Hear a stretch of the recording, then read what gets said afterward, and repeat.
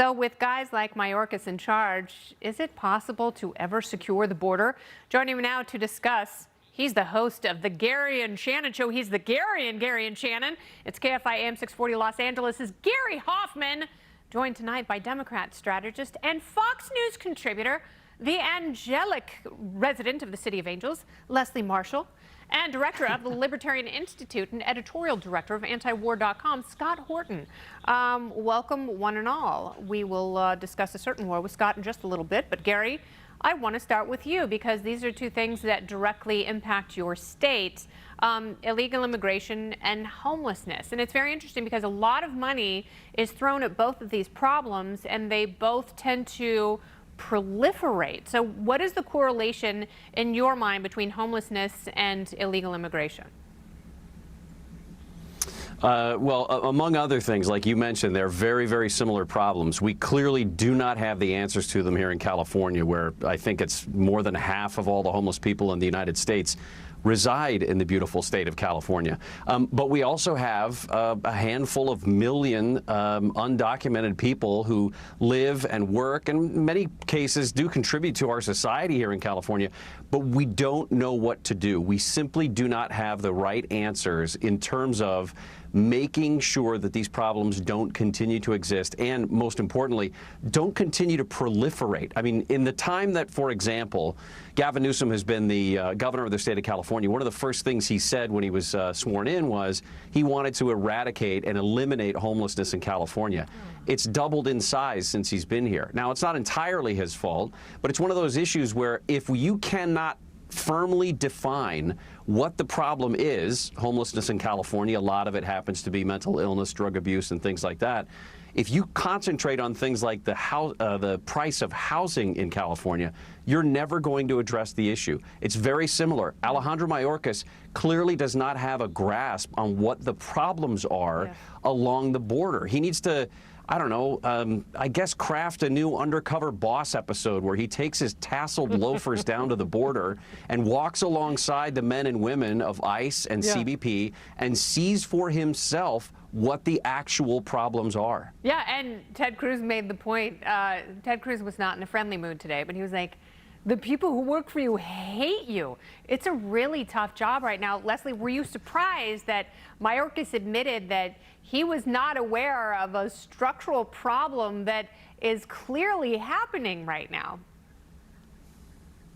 Well, there are a couple of things. I know a number of people that work in the Senate that hate Ted Cruz, so he shouldn't base it on the people working around him. But I was surprised. I was surprised because, look, you don't need to Google it. It's a headline. It's also common sense. And it's not just been happening with this Homeland Security director or with this administration. I mean, drug cartels have been using migrants and paying their way to come to the United States, have been taking advantage of vulnerable, uneducated, desperate, frightened, anxiety-ridden individuals and their children to get their drugs over this border, and they've been doing it for what, 4 to 5 presidencies now, not just Democrat or Republican. And I would agree with what Gary said to a degree, Kennedy. And I'm not going to blame our governor here in California, and I'm not going to blame President Biden. I'm going to blame Congress, both Democrats and Republicans.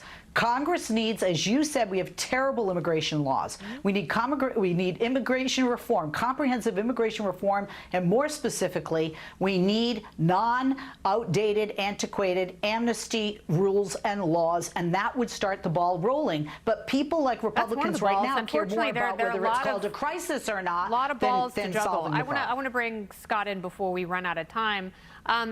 Scott, we can talk about border security, we can talk about agents, we can talk about more immigration judges who are required, but it's interesting, the one thing that I would like to hear from the borders arena, Kamala Harris, is an acknowledgement about the failure of the war on drugs, because obviously, yes, cartels are using migrants to distract and to move drugs into this country because people are buying them. And they're illegal, so clearly something has failed. Your thoughts? Yeah, look, heroin's been illegal for 100 years. And everybody knows, we learn in elementary school, even in government school, they'll teach you why, not just that prohibition of alcohol didn't work, but why it didn't work. You increase the penalty for trafficking in the contraband. You just raise the price and just get more people into the market to make up for the decrease in supply. And so it's guaranteed to fail. It's built in to fail. And then also you have, of course, in the drug war in Latin America, of course, America insists on all the drug laws in Latin America, including Mexico. And so you have massive wars between the cartels over who controls the supply. And this is a great part of what drives the immigration problem in the first place. Now you have fentanyl, which can't be uninvented, I'm sorry.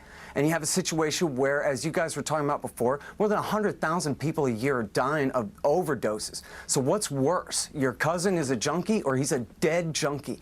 The reality is everybody has been wrong about this, and they need to just admit it. We have to legalize drugs so people can just go to Walgreens, they can buy heroin, they know exactly what they're getting, measure their dose, and not die. And then we can try to get to root causes of people who have addiction and abuse problems and try to help people. I do agree that we do have to treat abuse in this country. We have to do a better job of that. I just talked to a lawyer in Portland, Kristen Olson, who has a wonderful podcast herself on my podcast, Kennedy Saves the World, about how to have a multi-pronged approach. And you can't just permit everything and expect that everything is going to be okay, because, you know, we're obviously allowing several rings in the chain to completely break, and society is crumbling as we sit on the sidelines. Well, next up on the chopping block for big government problems, the IRS hopefully will be disbanded completely at some point. Republicans now demanding answers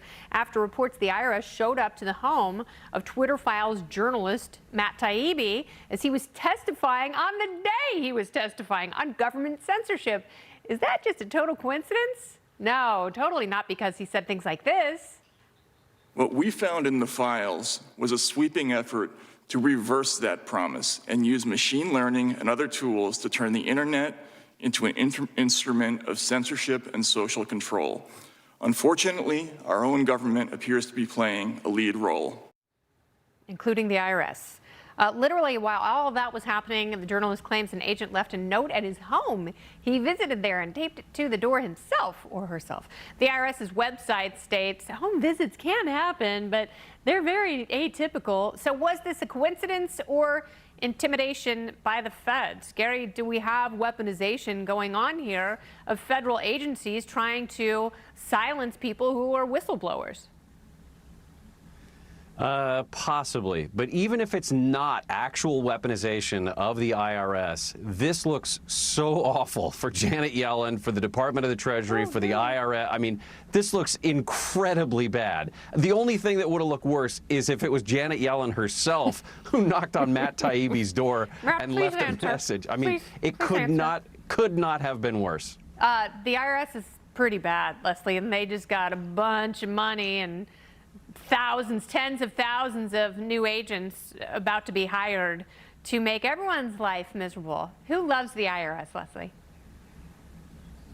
Well, I didn't wear my pin, I hate the IRS, but I certainly do.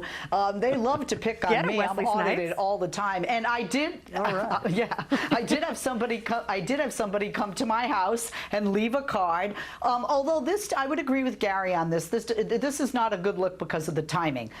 You know, I'm not concerned about, it was 2018. They had a problem at first, the first return, and then they're coming back years later. I've had that happen to myself. Not even concerned that somebody came to the house, somebody came to my house, although they typically do just get in touch with you through the mail. But it is the timing, because like you said, it was the day that, you know, he testified. And, you know, because of the optics of this, it does have the optics of weaponization, and that's not a good look for Janet Yellen, and they're only getting, or the IRS. Yeah, the IRS is only getting more and more powerful, and they're not just going after Richie Rich, are they, Scott? No, they've always been political, and now I'm in trouble because I know they're looking at me right now, and here I am trashing them on TV. But isn't that the deal? We know that, yeah, I'm actually, getting myself in worse trouble with them right now because they are that political and they do act on their emotions. They're like the FBI and just as stupid and bungling too, the way they show up at his house like this. But let me ask you, why do we even have an income tax at all? This is supposedly a capitalist society where the more money you earn, that is, the more successful you are, the more trouble you're in and the higher your fine is. And unlike in the Bill of Rights, you have to incriminate yourself, account for every dime in and out like it's the mark of the beast. And we call this freedom. And meanwhile, they take all our money that they do tax, give it in welfare payments to the people who are already the most wealthy, while they print money all day. And they don't even need to tax us at all. It's simply a form of control, as Matt Taibbi can see. This is what happens when you do good journalism. Stick your neck out, and they come right for you like Lenin's Cheka. Absolutely. You should write lyrics for Sia, because that was so beautiful. Panel, please. You're welcome. Don't go anywhere. All right, let's turn to a less successful presidential candidate, former New Jersey Governor Christie. In a New Hampshire town hall, Christie criticized President Trump and discussed what it would take to beat Trump in the Republican primaries. Watch. You have to be fearless because he will come back and right at you. And so you need to think about who's got the skill to do that and who's got the guts to do it. Because it's not going to end nicely. No matter what. Oh, get in my belly, President Trump. Is Christie the man for the job? Our party panel is back, Gary, Leslie, and Scott. So, Gary, he might have the right idea, but is he the man to execute the job there? Well, maybe that specific job of going after Donald Trump. I mean, out here on the West Coast, I love to see a New Jersey guy go after a New York guy and let the chips fall where they may. I feel like that should be like UFC 260 or something like that. But yeah. Chris Christie knows he doesn't have a chance at the nomination. He's just, if he gets in, it would be as a favor to people like Ron DeSantis or Tim Scott or Mike Pence, who don't necessarily have the attitude and the edge that it would take to go after someone like Donald Trump. Yeah. Yes, Chris Christie's 100% correct. He will come back. He'll punch back twice as hard as you punched him. You just got to get back up and maybe keep giving it to him. The thing I love about Chris Christie, Leslie, is he hates me. We were at the Rangers game the other night. I was with Dagan and Jimmy Fela, and we saw Chris Christie, and he was super nice to Jimmy and Dagan, and he hates me so much. He's called and complained about me in the past, and I just love that tub of goo because I think as a presidential hopeful, he's a total failure, but it certainly is entertaining. I was on an Amtrak train from New York to D.C. a couple of weeks ago. I walked by. He said hi to everybody, and he gave me a look. I'm like, all right, look, he failed as governor, so he hates us both. Yeah, he has good taste in who he hates, right? Listen, right, he failed as governor of the state of New Jersey. He can't run this country. He doesn't have a chance at becoming the GOP nominee, and I'm sorry. He's got a lot of bravado and tough talk when it comes to Donald Trump, but didn't he kind of kiss the butt of Donald Trump? I mean, I'm old enough to remember that. I'm so glad you brought that up, Leslie, because he was one of those Trump sycophants who later turned on the guy and wants to make a cottage industry out of it. So, Scott, it's like Omarosa, which I hope you know who she is, Anthony Scaramucci, the mooch. Like, these were people whose lips were crazy glued to Trump's keister for so long, and then when it no longer suited them, they turned on him. And I feel like Chris Christie, he's in the Omarosa mooch camp. Yeah, definitely. Remember, he was on the transition team, but he had prosecuted Jared Kushner's father. Yeah. And so Kushner played the Trump card, sorry for the pun, and got rid of him. But he was on Team Trump up until then. I really don't know who was really nice to me? You know who was really nice when he came to Fox? Jared Kushner. He was absolutely lovely. So Neener, sorry, go ahead and finish your thought, Scott. That's funny. Yeah, no, I don't know what they're going to do. I mean, obviously, the only candidate that they have that has any chance against Trump is Ron DeSantis from Florida. But, you know, I don't know if you guys saw this article in the Washington Post last week where they said, you know, he was a JAG lawyer down there at Guantanamo Bay, and they said he was on the team of lawyers who helped lead the cover-up when the CIA tortured and murdered 3 guys in June of 2006 at their secret Camp No, and was involved in the cover-up there. And they weren't that specific, so we're going to have to find out through more reporting, you know, the real truth of all of that. But it could be that he's in real trouble there. Yeah, we will see, because, you know, there are a lot of Democrats who would like to go after Ron DeSantis as well. He's got quite a few enemies in the establishment. We'll see how that pans out for him. Party panel, thank you so much, Gary, Leslie, Scott. And you too, Governor Christie. Me, me, me. All right, thank you all.